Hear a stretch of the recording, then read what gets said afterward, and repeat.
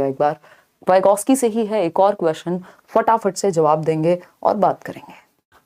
ठीक है, जो लोग ईवीएस के नोट्स के लिए दुखी हैं, मोस्ट प्रोबेबली परसों तक आपको मिल जाएंगे। अगर हम बात करें क्वेश्चन नंबर 3 की, according to Lev Vygotsky which of the following is not. देखिए ध्यान से पढ़ना बहुत जरूरी है, आपका 50% काम क्वेश्चन को पढ़ के खत्म हो जाता है। यानी वाइगॉस्की के अनुसार क्या नहीं है। An appropriate pedagogy to promote cognitive development. पियाजे भी संज्ञानात्मक विकास, संज्ञान मतलब आपकी थिंकिंग स्किल्स, आपकी मेंटल स्किल्स को डेवलप करना। तो बच्चे का जो संज्ञानात्मक विकास है उसके बारे में वाइगॉस्की किस बात को नहीं मानते हैं, बढ़ावा देना नहीं कह रहे हैं कि सही नहीं है भाई, किस चीज को बढ़ावा देना। अगर बात वाइगॉस्की की माने, वाइगॉस्की की बात क्यों माने हम हैं, वाइगॉस्की ब्रो क्यों है, आज के लिए हमने वाइगॉस्की को ब्रो कहा है और इसका रीजन अभी हम डिस्कस करेंगे। जानने के लिए देखते रहिए लेट्स लर्न। ठीक, ये बकैती तो हम करते ही रहेंगे साथ साथ ताकि आप सीखते रहें। तुम्हें बहुत हंसी आती रहती है हैं? जब देखो ये निशा हंसती रहती है। पोल लगाओ ना, देखो 75% लोग सही उत्तर नहीं दे पा रहे हैं या दे पा रहे हैं। देखिएगा एक बार, अगर हम बात करते हैं डी ऑप्शन की जो कि 75% लोग दे रहे हैं, जबकि ये एकदम सही है, आप जीत गए हैं 1 नंबर।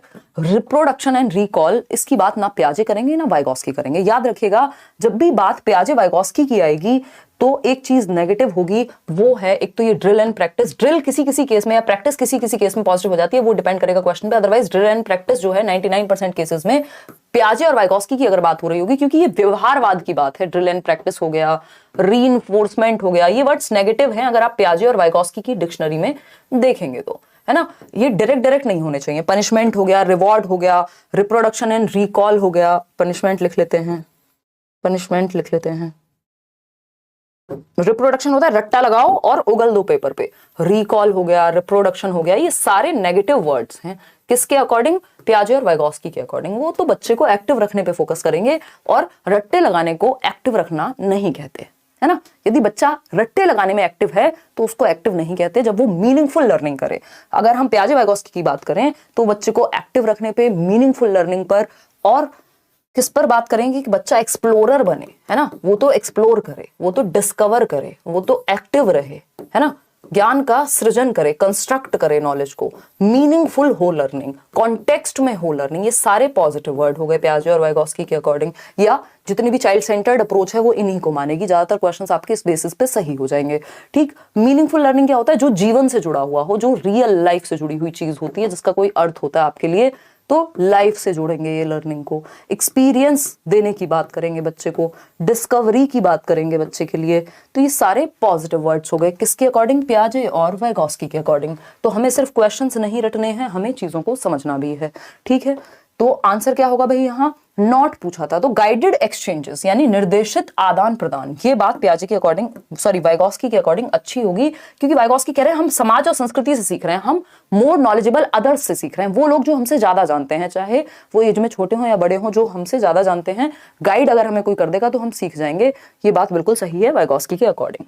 कॉम्प्रिहेंसिव डिस्कशंस यानी ऐसी व्यापक चर्चाएं होनी चाहिए, डिस्कशन होना चाहिए, बातें होनी चाहिए। क्यों? क्योंकि बच्चा उनसे सीखता है, कुछ चीजें अपने अंदर भरता है और अपना ज्ञान का निर्माण करता है।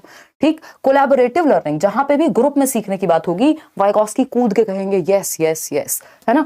तो ये बात डी ऑप्शन यहां गलत हुआ। सिर्फ रिकॉल करना, जो याद किया था उसको रट के सुना दो, दोबारा पेपर पे लिख दो एज इट इज, इसकी बात वाइगॉस्की नहीं कहेंगे, क्योंकि ये रोट लर्निंग को प्रमोट करता है, मीनिंगफुल लर्निंग को नहीं, रटने को प्रमोट करेगी ऐसी बात, जबकि हमें बच्चे को रटवाना नहीं होता। ये तो आप भली भांति जानते हैं। And there are multiple books per subject on NCERT website. Is it mandatory to refer all of them for KVS PGT English preparation? Please help. अर्का मित्र कह रहे हैं। इस केस में आप एक काम कर सकते हैं, आपको इंटरनेट पे कुछ कोर्सेज तो बहुत सोच समझ के लीजिएगा, किसी भी जगह से ले रहे हैं तो NCERT की आप समरी वगैरह देख सकते हैं। इसके अलावा मल्टीपल बुक्स हैं पर सब्जेक्ट। तो हाँ, तो पढ़नी है ना वो तो पढ़नी है। अगर एनसीईआरटी की वेबसाइट पे गिवन है, मान लीजिए आप एसएसटी की भी कर रहे हैं बात, तो उसमें भी हिस्ट्री भी मिलेगा, पॉलिटी भी मिलेगा, ज्योग्राफी भी मिलेगा। और अगर आप इंग्लिश पढ़ रहे हैं तो जैसे मुझे अभी एग्जैक्टली मैं रिकॉल नहीं कर पा रही हूँ बुक्स के नाम, बट 2-3 किताबें होती है इंग्लिश की भी। तो अगर आप 11th-12th के लिए पढ़ाने जा रहे हैं तो वो पढ़नी है ऑफकोर्स, है ना। और पुराने पेपर थोड़े देख लेने हैं। क्वेश्चन नंबर 4 देखिएगा, क्वेश्चन नंबर 4 देख लीजिएगा। कैरल ग्लिगन एक महिला हैं अभी भी। कैरल ग्लिगन की अगर हम बात करें, ये पियाजे, वाइगॉस्की और कोहलबर्ग के संदर्भ में एक ही व्यक्ति जीवित हैं वो हैं कैरल गिलिगन, अभी बाकी सब डाटा बाय बाय बोल चुके हैं। तो Carol Gilligan criticized that Lawrence Kohlberg's theory of moral development devalues feminine morality that emphasizes, यानी कैरल गिलिगन ने लॉरेंस कोहलबर्ग के नैतिक विकास की समालोचना या उसको क्रिटिसाइज करते हुए कहा, एक तर्क रखा, भाई कोई भी अगर किसी को क्रिटिसाइज करेगा तो कुछ तो तर्क होगा उस बात में। तो एक तर्क क्या रखा कि कई बार तर्क लगता है कि है बट होता नहीं है, बट इनकी बात में तर्क है। ये क्या कह रही हैं, कोहलबर्ग नारीवादी नैतिकता जो डैश पर जोर देती है उसको नकारते हैं, यानी ये जेंडर बायस थियरी है। जो नारीवादी नैतिकता क्या होती है कि मतलब फीमेल्स कुछ चीजों को ध्यान में रखती हैं, उस चीज का ध्यान इस थियरी में नहीं रखा गया। वो क्या है, वो है हमारा एथिक ऑफ केयर या moral ideals, ethic of justice, concerns for the societal good. तो इसमें जो सही उत्तर होगा वो होगा एन एथिक ऑफ केयर। यानी कैरल गिलिगन ये कह रही हैं, और वो ये नहीं कह रही हैं कि महिलाएं जो हैं वो बिल्कुल उनसे ज्यादा केयरिंग दुनिया में कोई नहीं है। वो ये कह रही हैं कि जो फीमेल्स की मॉरलिटी है, जो उनकी थिंकिंग प्रोसेस है, उसमें केयर का भाव ज्यादा देखा जाता है। कुछ तो इनहेरेंट है, ये मैं कह रही हूं अपनी तरफ से, कुछ तो इनहेरेंट है, यानी कुछ बायोलॉजिकल एस्पेक्ट्स में भी है, भाई वो मदर्स हैं या बायोलॉजिकली भी कुछ चीजें इसमें सही हैं। अदरवाइज जो ज्यादातर, अब ऐसा गिलिगन भी कह रही हैं, अब इसके बाद वाली जो लाइन है वो ये कह रही हैं कि जो फीमेल्स हैं उनको कंडीशन भी किया जा रहा है, जो उनकी अपब्रिंगिंग है, जो कंडीशनिंग भी है और जो सोशल इन्फ्लुएंस है वो इस तरह का है समाज में कि भाई आपको अगर सेक्रीफाइस की बात करें तो आप कहेंगे मां से ज्यादा सेक्रीफाइस कोई नहीं कर सकता, है ना, वो तो बनी ही सेक्रीफाइस के लिए है ना। ऐसी ऐसी बातें आपको देखने को मिलेंगी कि वो माँ अच्छी नहीं है जो अपनी चिंता करे बच्चे की ना करे, जबकि अगर जो माँ अपनी चिंता नहीं कर सकती वो बच्चे की कैसे कर पाएगी, है ना। तो अगर हम बात करें एन एथिक ऑफ केयर, तो फीमेल्स की मॉरलिटी में केयर की भावना ज्यादा देखी जाती है और मेल्स की मॉरलिटी में एथिक ऑफ जस्टिस ज्यादा देखा जाता है। जस्टिस का मतलब क्या हुआ, रूल्स पर रिजिड रहना या रूल्स और लॉजिक के हिसाब से चलना। लॉजिक और रूल्स से मिलकर के हम कहते हैं कि जस्टिस बनता है। अब इसका मतलब ये नहीं है कि ये एक ऐसी बात है जिसमें परिवर्तन संभव नहीं है, सारी महिलाएं ही ऐसी होती हैं, बट मेजॉरिटी की यहां बात हो रही है। ठीक, तो लॉजिक और रूल, और उसका एक रीजन मैंने आपको बताया, कंडीशनिंग, जो सामाजिक अपब्रिंगिंग है हमारी, वो भी तो हमारे तर्कों पे प्रभाव डालती है ना। तो देखभाल की नैतिकता यानी एथिक ऑफ केयर जो है फीमेल्स की मॉरलिटी में होता है, इस चीज का ध्यान कोहलबर्ग ने नहीं रखा। और ये जेंडर बायस थ्योरी, सारे सैंपल्स जो थे वो मेल्स थे। ठीक, तो ये एक बेसिक बात हुई, moral ideals, ethic of justice, concerns नहीं। क्या आंसर होगा, डी वैल्यू क्या है, फेमिनिन मॉरलिटी को, जो यानी फेमिनिन मॉरलिटी किस चीज पे जोर देती है, वो है देखभाल की नैतिकता या केयर की नैतिकता। अगर मेल्स की बात होती तो एथिक ऑफ जस्टिस हो जाता। तो A option is the right answer over here. आगे बढ़ेंगे क्वेश्चन नंबर 5 पर। एक और क्वेश्चन है, ये तो प्याजे से आ गया। 3 क्रिटिसिज्म है या 3 तरह से क्रिटिक करती हैं अगर कैरल गिलिगन की ही बात करें। एक तो वो इसको जेंडर बायस कह रही थी कोहलबर्ग की थियरी को।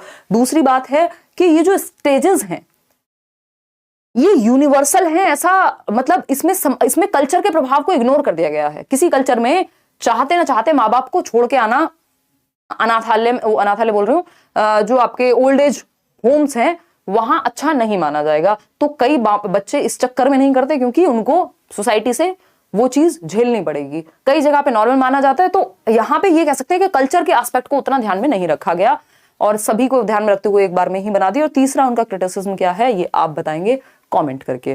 बी ऑप्शन कह रहे हैं 5th क्वेश्चन में आप, इन पिजेशियन थियरी यानी पियाजे के सिद्धांत में the process in which a child transforms the, ध्यान से क्वेश्चन को पढ़िएगा, इससे आप कंफ्यूज होंगे। ठीक, क्वेश्चन है in Piagetian theory the process in which a child transforms and modifies her schema to make sense of new experiences is called. यहां पे 2 कीवर्ड हैं या हम कह सकते हैं 3 कीवर्ड हैं। बच्चा ट्रांसफॉर्म करता है अपने स्कीमा को। देखो ट्रांसफॉर्म या चेंज दोनों ही केस में होता है, मैंने आपके साथ थियरी में डिस्कस किया है। क्योंकि जब आप कुछ नया ऐड कर रहे हैं तब भी आपका जो स्कीमा है, मान लीजिए ये घर है, ये दिमाग है, इसमें अगर आपने कुछ नया ऐड किया तब भी चेंज तो हुआ, जो पहले से था उसमें कुछ तो चेंज आया होगा। और अगर आपने कुछ एडजस्ट किया, मैनिपुलेट किया, तब भी इसमें चेंज आएगा। तो चेंज यानी ट्रांसफॉर्मेशन दोनों ही प्रक्रियाओं में होता है। ये बात आपको रेयर ही कोई बता पाएगा। यानी एसिमिलेशन और एकोमोडेशन, चेंज तो दोनों में ही होगा। अगर देखा जाए ट्रांसफॉर्मेशन तो दोनों में ही होगा। उसके आगे की कहानी समझना जरूरी है, अदरवाइज क्या हो जाएगा, पंगे हो जाएंगे, आंसर गलत हो जाएगा। तो अगर हम देखें तो पिजेशियन थ्योरी के अनुसार वो प्रक्रिया जो बच्चे in which a child transforms and modifies, modification की बात को हम जोड़ते हैं ज्यादातर किससे, एकोमोडेशन से, जो कि बात सही भी है कि मॉडिफाई करना पड़ेगा यानी एकोमोडेट करने की कोशिश करेगा। तो transforms and modifies her schema to make sense of new experiences.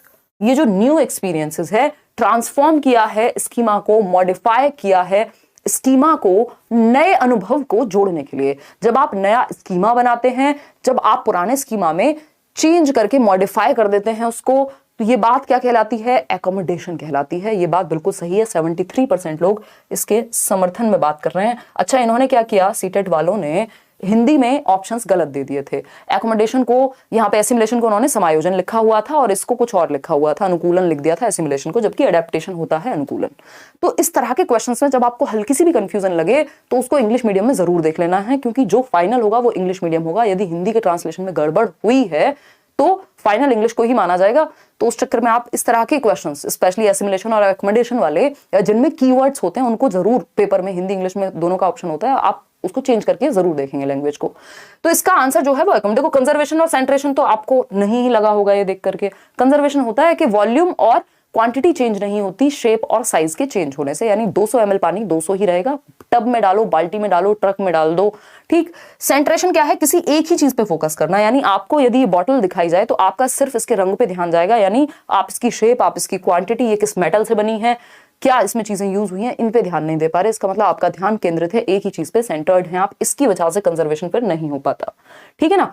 तो अगर हम बात करें, इतनी डिटेल में चले और फास्ट चलना है, तो अगर हम यहाँ बात कर रहे हैं नए अनुभव की, ये बंद करना है शायद, इससे एलर्जी ऐसा कुछ लग रहा है मेरे को, इसकी स्मेल ना। देखिएगा, अगर हम बात करते हैं किसकी, नए अनुभव का बोध करने के लिए अपने स्कीमा को रूपांतरित करती हैं और संशोधित करती हैं न्यू एक्सपीरियंस के लिए, यानी एकोमोडेशन है, समायोजन है, कुछ नया ऐड करने के लिए स्कीमा को ट्रांसफॉर्म किया है, मॉडिफाई करना पड़ा है, स्पेशली लिखा हुआ है, तो आंसर क्या होगा? एकोमोडेशन। अब इसी के जैसा एक क्वेश्चन है, इसमें आप घबराएंगे,